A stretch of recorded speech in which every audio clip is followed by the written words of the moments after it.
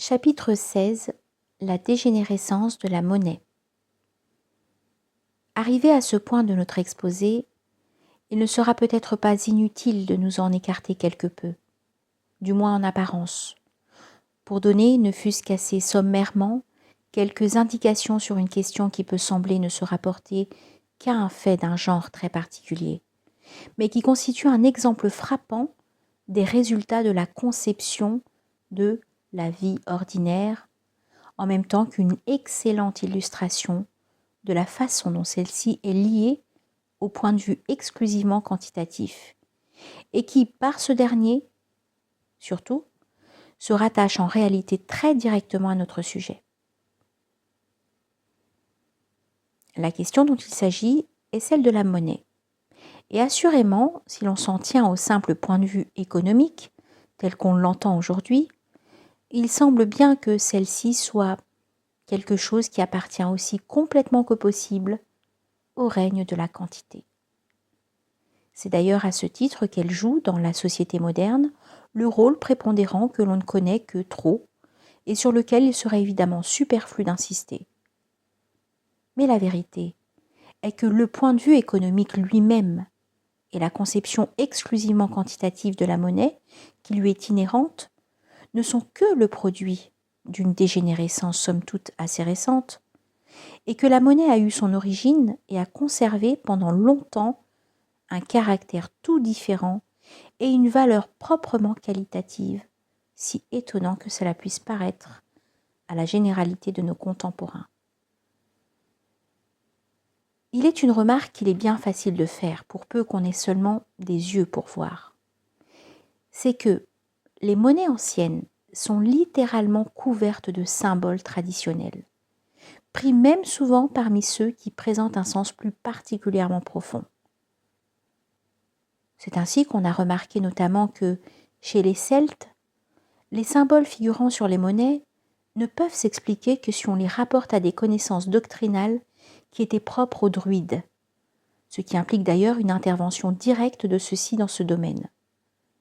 Et bien entendu, ce qui est vrai sous ce rapport pour les Celtes l'est également pour les autres peuples de l'Antiquité, en tenant compte naturellement des modalités propres de leur organisation traditionnelle respective. Cela s'accorde très exactement avec l'inexistence du point de vue profane dans les civilisations strictement traditionnelles. La monnaie, là où elle existait, ne pouvait elle-même pas être la chose profane qu'elle est devenue plus tard.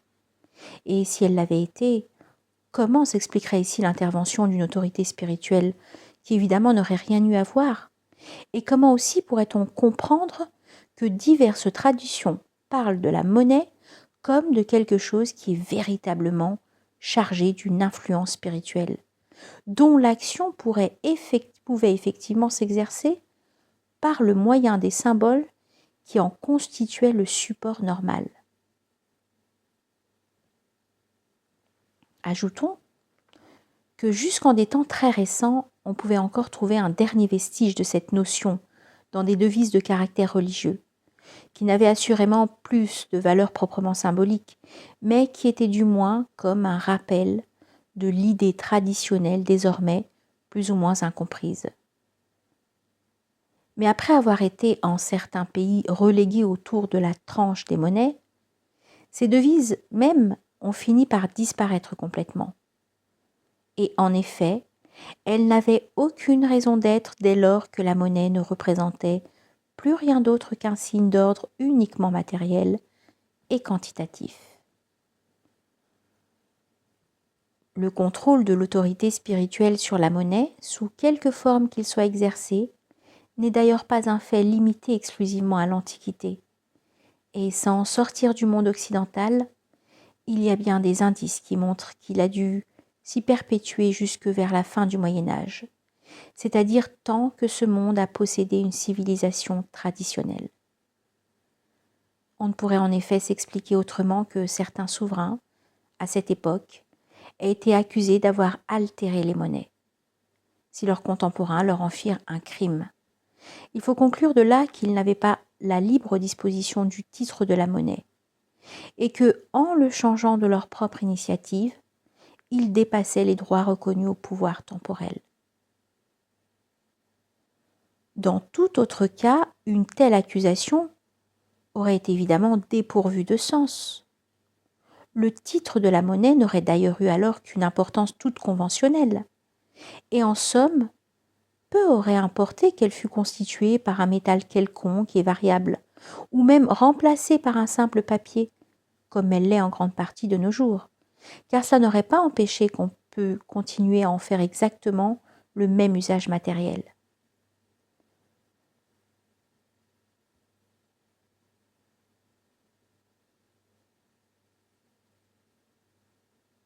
Il fallait donc qu'il eût là quelque chose d'un autre ordre, et nous pouvons dire d'un ordre supérieur, car ce n'est que par là que cette altération pouvait revêtir un caractère de si exceptionnelle gravité, qu'elle allait jusqu'à compromettre la stabilité même de la puissance royale, parce que en agissant ainsi, celle-ci usurpait les prérogatives de l'autorité spirituelle, qui est en définitive l'unique source authentique de toute légitimité.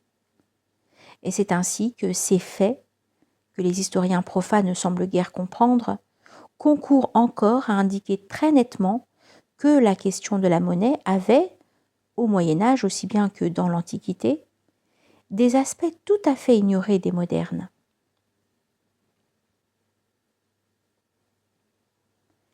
Il est donc arrivé, ce qui est arrivé généralement pour toutes les choses qui jouent, à un titre ou à un autre, un rôle dans l'existence humaine. Ces choses ont été dépouillées peu à peu de tout caractère sacré ou traditionnel. Et c'est ainsi que cette existence même, dans son ensemble, est devenue toute profane et s'est trouvée finalement réduite à la basse médiocrité de la vie ordinaire, telle qu'elle se présente aujourd'hui. En même temps, l'exemple de la monnaie montre bien que cette profanisation, s'il est permis d'employer un tel néologisme, s'opère principalement par la réduction des choses à leur aspect quantitatif. Et seulement à celui-ci. En fait, on a fini par ne plus même pouvoir concevoir que la monnaie soit autre chose que la représentation d'une quantité pure et simple. Mais si ce cas est particulièrement net à cet égard, parce qu'il est en quelque sorte poussé jusqu'à l'extrême exagération, il est bien loin d'être le seul où une telle réduction apparaisse comme contribuant à enfermer l'existence dans l'horizon borné du point de vue profane. Ce que nous avons dit du caractère quantitatif par excellence de l'industrie moderne et de tout ce qui s'y rapporte permet de le comprendre suffisamment. En entourant constamment l'homme des produits de cette industrie, en ne lui permettant pour ainsi dire plus de voir autre chose, sauf comme dans les musées par exemple, à titre de simple curiosité, n'ayant aucun rapport avec les circonstances réelles de sa vie, ni par conséquent aucune influence effective sur celle-ci. On le contraint véritablement à s'enfermer dans le cercle étroit de la vie ordinaire, comme dans une prison sans issue. Dans une civilisation traditionnelle, au contraire, chaque objet, en même temps qu'il était aussi parfaitement approprié que possible à l'usage auquel il était immédiatement destiné, était fait de telle façon qu'il pouvait à chaque instant, et du fait même qu'on en faisait réellement usage, au lieu de le traiter en quelque sorte comme une chose morte, ainsi que le font les modernes pour tout ce qu'ils considèrent comme des œuvres d'art, servir de support de méditation, reliant l'individu à quelque chose d'autre que la simple modalité corporelle, et aidant ainsi chacun à s'élever à un état supérieur selon la mesure de ses capacités. Quel abîme entre ces deux conceptions de l'existence humaine! Cette dégénérescence qualitative de toute chose est d'ailleurs étroitement liée à celle de la monnaie, comme le montre le fait qu'on en est arrivé à n'estimer couramment un objet que par son prix, considéré uniquement comme un chiffre, une somme, une quantité numérique de monnaie. En fait, chez la plupart de nos contemporains, tout jugement porté sur un objet de base se base presque toujours exclusivement sur ce qu'il coûte. Nous avons souligné le mot « estimer » en raison de ce qu'il a en lui-même un double sens qualitatif et quantitatif. Aujourd'hui, on a perdu de vue le premier sens, ou ce qui revient au même, on a trouvé moyen de le réduire au second. Et c'est ainsi que non seulement on estime un objet d'après son prix, mais aussi un homme d'après sa richesse. La même chose est arrivée aussi tout naturellement pour le mot « valeur ». Et remarquons-le en passant, c'est là-dessus que se fonde le curieux abus qu'en font certains philosophes récents, qui ont même été jusqu'à inventer, pour caractériser leur théorie, l'expression de philosophe des valeurs. Au fond de leur pensée, il y a l'idée que toute chose, à quelque ordre qu'elle se rapporte, est susceptible d'être conçue quantitativement et exprimée numériquement. Et le moralisme, qui est d'autre part leur préoccupation dominante, se trouve par là associé directement au point de vue quantitatif.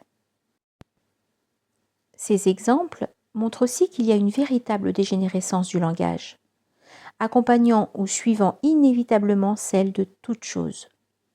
En effet, dans un monde où l'on s'efforce de tout réduire à la quantité, il faut évidemment se servir d'un langage qui lui-même n'évoque plus que des idées purement quantitatives. Pour en revenir plus spécialement à la question de la monnaie, nous devons encore ajouter qu'il s'est produit à cet égard un phénomène qui est bien digne de remarque. C'est que, depuis que la monnaie a perdu toute garantie d'ordre supérieur, elle a vu sa valeur quantitative elle-même, ou ce que le jargon des économistes appelle son pouvoir d'achat, aller sans cesse en diminuant. Si bien qu'on peut concevoir que, à une limite dont on s'approche de plus en plus, elle aura perdu toute raison d'être, même simplement pratique ou matérielle, et elle devra disparaître comme d'elle-même de l'existence humaine. On conviendra qu'il y a là un étrange retour des choses, qui se comprend d'ailleurs sans peine par ce que nous avons exposé précédemment. La quantité pure étant proprement au-dessous de toute existence. On ne peut, quand on pousse la réduction à l'extrême, comme dans les cas de la monnaie, plus frappant que tout autre parce qu'on y est déjà presque arrivé à la limite, aboutir qu'à une véritable dissolution. Cela peut déjà servir à montrer que, comme nous le disions plus haut, la sécurité de la vie ordinaire est en réalité quelque chose de bien précaire. Et nous verrons aussi par la suite qu'elle l'est encore à beaucoup d'autres égards. Mais la conclusion qui s'en dégagera sera toujours la même en définitive. Le terme réel de la tendance qui entraîne les hommes et les choses vers la quantité pure ne peut être que la dissolution finale du monde actuel.